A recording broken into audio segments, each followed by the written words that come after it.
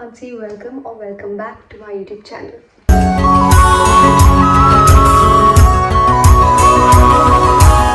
This video is dedicated to all the books I read in the month of January and I read close to 13 books, which is kind of a high number. 2023 में क्या हुआ था कि मैंने बहुत सारी books को 5 stars दिए थे, बट अगर मैं उनके बारे में बैठ के थोड़ा सोचूं then I'll realize that maybe they are not 5 stars, probably 4.5, 4.75, but definitely not a 5-star read, like not through and through fantastic. First read of the year and my first 5-star read, both are same. It's God of Fury by Rina Kent. This is, I think, the third last book in the Legacy of God series. इससे पहले की सारी books मैंने पढ़ रखी हैं. इसके बाद एक और है जो मैंने इसी महीने पढ़ी है जनवरी में, और एक बुक है जो अभी तक रिलीज नहीं हुई है. So this was the story of Nikolai and Brendan, और वो दोनों एक दूसरे से बहुत ज़्यादा अपोजिट हैं. Nikolai is actually a kind of a black cat and Brandon is kind of a golden retriever boy. I am trying to not give any spoilers here. मैं थोड़ा बहुत कम बोलूँगी बुक्स के बारे में, but I hope you will able to get what I'm saying. So it's a dark romance. It's not a very light-hearted book. निकोलोए का दिमाग कभी कभी ख़राब हो जाता है, बहुत ज़्यादा ख़राब हो जाता है, and Brandon is always there to control it, which is such a sweet thing. I will tell you the reason why I gave it 5 stars. All of it was really authentic. Even if you have never read like an LGBTQ book, you will be able to get through this. कोई ऐसा scene नहीं है जिसको देख के आपको uncomfortable लगे. ऐसा हो सकता है कि आप कुछ चीज़ों से कनेक्ट ना कर पाओ. ज़्यादा वेल कनेक्टेड हैं, एक दूसरे को अच्छे से समझते हैं. The plot was really nice, the development of story and the characters was really nice. The found family was so amazing. These were all the reasons why I gave it 5 stars. Definitely check up trigger warnings before going into it. This might look like a really fun and cozy book, but it's not. It's a little bit dark, or more than that. But it's a good book. Next up, I read God of Ruin. I gave it 4.5 stars. This was the story of London and Mia. I have been waiting for London's book since the first book came out in the Legacy of God series. इतना wait करने के बाद मैं finally read London's book, but I think जितना ज़्यादा what do you say cracked वो बाकी books में लग रहा था, वो अपनी बुक में इतना ज़्यादा नहीं था. You know what I mean.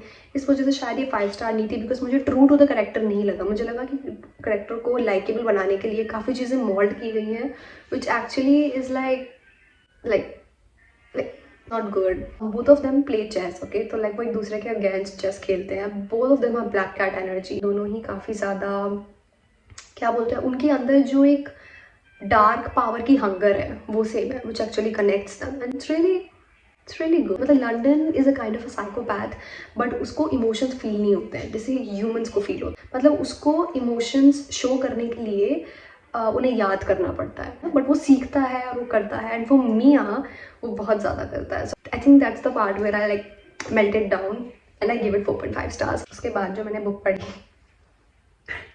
वो मैंने पढ़ी वर्चर एंड ब्लैक बर्ड, ठीक है, by Bryony Weaver, and I gave it 4 stars. Story is about Ronan and Sloan. What do I tell you about this book? The guy is a serial killer. The girl is a serial killer. And every year वो क्या करते हैं, उनका एक Hunt होता है एक आदमी को मारने के लिए. वो जिसको मारता है वो भी एक सीरियल किलर होता है, और जो पहले मार देता है वो जीत जाता है. एंड ऐसे चलते चलते उनके बीच में कनेक्शन बनता चला जाता है. Here we have to take a little bit of notice. अगर आप किसी की फैमिली के बारे में पढ़ रहे हो तो आप कैसे पढ़ोगे? पहले आप ग्रैंड मदर्स की स्टोरी पढ़ोगे, फिर आप उनके बच्चे यानी कि अपने पेरेंट्स की स्टोरी पढ़ोगे, फिर आप अपनी स्टोरी लिखोगे. ऐसा चलता है ना. तो जो लेगेसी ऑफ गॉड है वो बच्चे हैं, और रॉयल एलीट में उनके पेरेंट्स की स्टोरी है. तो मैंने पेरेंट्स की स्टोरी स्किप करके डायरेक्ट चिल्ड्रन की स्टोरी पढ़ ली थी.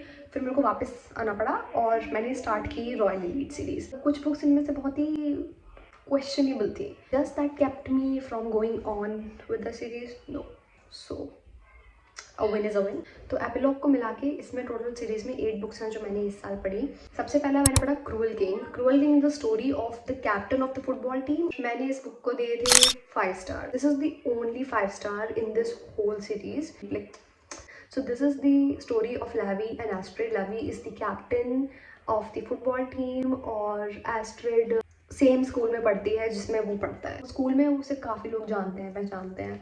और एस्ट्रिड है कि वो बहुत चुप रहती है, शांत रहती है, वो किसी से ज़्यादा बात नहीं करती है. इसका एपिलॉग बहुत प्यारा लगा मुझे. स्टोरी बहुत अच्छी थी. सी जो रॉयल एलीट सीरीज में जितने भी कैरेक्टर्स हैं उनमें से कोई भी हीरो नहीं है. विलन्स हैं, villain who are villain for everyone else but a hero for his people. Next book है Deviant King. This is a story of Astrid and Elsa और मैंने इस बुक को दिए थे 3.75 स्टार्स। और मैंने पता है क्यों कम दिए थे, क्योंकि इस बुक में the number of times mind mind mind mind हर दूसरे पेज के बाद एडन सेम वर्ड बोलता है, जो मेरे को इतना दिमाग में। एडन ने पहली बार जब एल्सा को देखा तो उसने जो पहला वर्ड बोला अपने मुंह से वो था I will destroy you, like देखते ही। और वो लड़की उसके सामने बुली होती है, लोग उसके सामने उस लड़की को छेड़ते हैं उसके सामने और वो कुछ नहीं कह रहा है, वो बैठा हुआ है। नेक्स्ट थी स्टील प्रिंसेस, जो कि इन्हीं दो कपल्स की है बट उनका कंटिन्यू आगे की स्टोरी है। स्टील प्रिंसेस को मैंने दिए थे 2 स्टार। इट जस्ट मतलब मुझे इस टाइम पे ऐसा लग रहा था कि मुझे ये सीरीज़ छोड़ देनी चाहिए, मतलब ये कपल इस सीरीज़ को ख़राब कर देगा।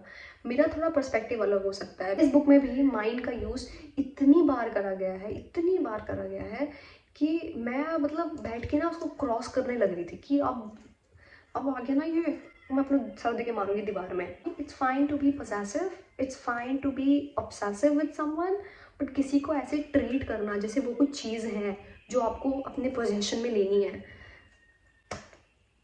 No no. लास्ट बुक जो इन कपल्स की थी वो थी ट्विस्टेड किंगडम, जिसको मैंने दिए थे 4 stars. Finally it was great, क्योंकि लास्ट में जाके सारे डॉट्स कनेक्ट होते हैं और फिर आपको इनकी पूरी स्टोरी पता चलती है, तो आप कैरेक्टर्स को और अच्छे से जान पाते हो। द थिंग्स दैट दे से, the things that they do, थोड़ा और कंफर्म हो जाता है कि क्या चल रहा है। And that was it and I really like it. मतलब इनका एक पास्ट रहा है, तो इनका थोड़ा सा एक स्पॉइलर दूंगी मैं। वो बचपन से दूसरे को जानते हैं, लाइक चाइल्डहुड से, जब वो 10 साल के थे तब से। So that what made me give it 4 stars. इस बुक में इन दोनों कपल्स ने अपने आप को रिडीम कर लिया, वरना तो मैं तो क्या ही कर लूँगी। ये थोड़ा सा थ्रिलर प्लस रोमांस हो गया, तो that made like really great book. But मेरे को लगता है अगर आप वो मिस्ट्री निकाल दो इनकी स्टोरी में से तो इनकी स्टोरी बहुत खोखली बन जाएगी। अच्छा, अब जो अगली बुक है और अगली बुक का कपल है वो पिछले वाले से भी बेकार है। ये बुक थी ब्लैक नाइट, ये चौथी बुक है रॉयल एलिट सीरीज में। इसको मैंने दी 2.5 स्टार्स। इसकी शुरुआत ऐसे थी, इसका मिडल भी ऐसे ही था और लास्ट में जाके थोड़ी सी उठी है। कहानी है जेडन और किम्बरली की। ये दूसरे को बचपन से जानते हैं और फिर कुछ हो जाता है और ये अलग हो जाते हैं। सडनली आउट ऑफ नोवेयर जेंडर उसको बुली करने लगता है in front of whole school, और वो ऐसी ऐसी चीजें बोलता है लाइक या। और इसके बाद में मेरा तो I hate him with my guts. मतलब मुझे ऐसा लगता है कि ऐसा कोई बुक करेक्टर नहीं है जिसको मैं जीडन से ज़्यादा हेट करती हूँ। कि वो सुसाइड कमिट कर लेती है, इतना ज़्यादा बुली करता है उसको, एंड देन लास्ट में कपल बन जाते हैं and then he says sorry and she says oh it's okay. वहाँ पे आने के बाद मैंने नोटिस करना स्टार्ट करा हर बुक में flow of the series same है। This is the same pattern that you can see in all of the book. और लैवी और एस्ट्रिड जो पहली बुक में थे उसको छोड़ के बाकी सारे कपल्स की कुछ ना कुछ हिस्ट्री है। विशेस प्रिंस को मैंने दिए थे 3.5 stars. Ronan is the life of the party, ठीक है, like the sunshine boy. Teal बहुत चुप रहती है, शांत रहती है, अपने दिमाग में रहती है, उसके ज़्यादा कोई फ्रेंड्स नहीं है, वो सोशलाइज नहीं करती, वो पार्टीज नहीं करती, लाइक कंप्लीटली अपोजिट हो गए हैं ये। और इनकी भी बाय द वे एक हिस्ट्री रही है जो डायरेक्टली कनेक्टेड नहीं है but indirectly in a way connected है फैमिलीज में। कि फैमिलीज के बीच में जो होता है एंड में, उसके बाद भी ये दोनों लोग साथ रहते हैं, which I think is nearly impossible, और फैमिलीज ने एक्सेप्ट कर लिया है।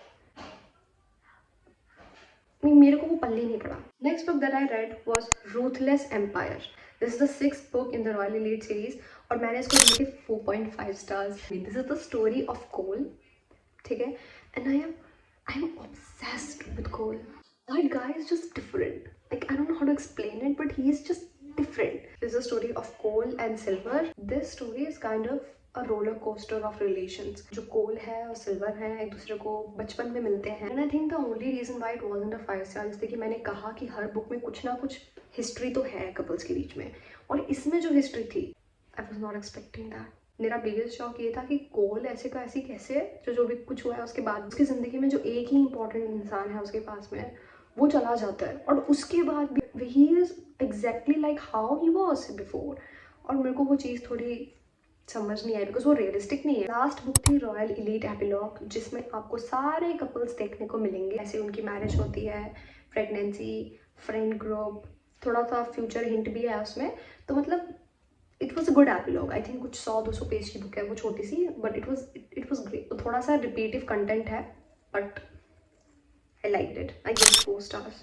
और थ्रू आउट द ये सीरीज़ मेरे लिए 4 स्टार ही थी, क्योंकि जैसे कि मैंने कहा बहुत सारे कपल्स मेरे को बहुत आउट ऑफ लाइन लगे। I can enjoyed the series. I had a great time. मैंने टीना कैंट की बुक्स पढ़ी हैं इस महीने, बहुत ज़्यादा पढ़ी हैं। और मुझे जो पता चली चीज़ रीना कैंट के बारे में, लिखने का तरीका बहुत अलग है। मतलब even if the book is fucked up, characters बहुत ही आउट ऑफ द लाइन चीज़ें कर रहे हैं, बट उसके बाद भी आप पढ़ते रहो। ये जादू स्टोरी का नहीं है, ये जादू स्टोरी टेलिंग का है।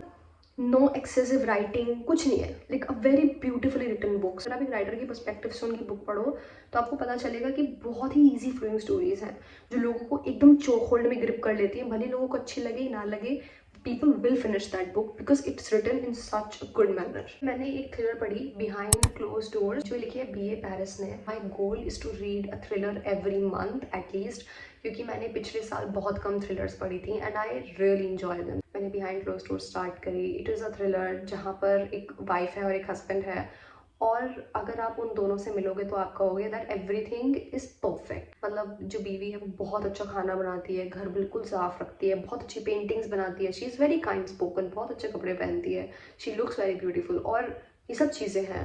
और उसका जो हस्बैंड है वो एक लॉयर है और बहुत अच्छा है, बहुत ज़्यादा पैसे कमाता है, रिस्पेक्टेड फैमिली है बहुत अच्छी इनकी शादी को काफ़ी टाइम हो चुका है, दोनों के बीच में बहुत लव भी दिखता है। You know the thing about reality is everything can not be perfect to the point.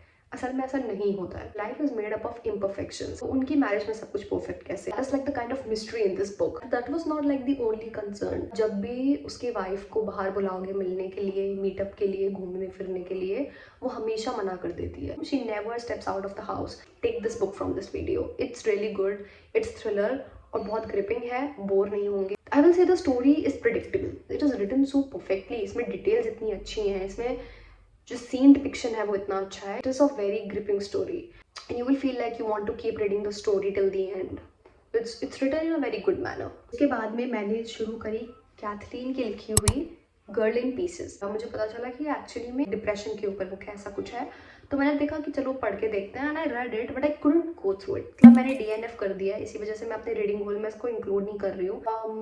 I think the mainly reason was I wasn't connecting to the character. इसमें लड़की है जो मेन रोल निभाती है, शार्लेट डेविस।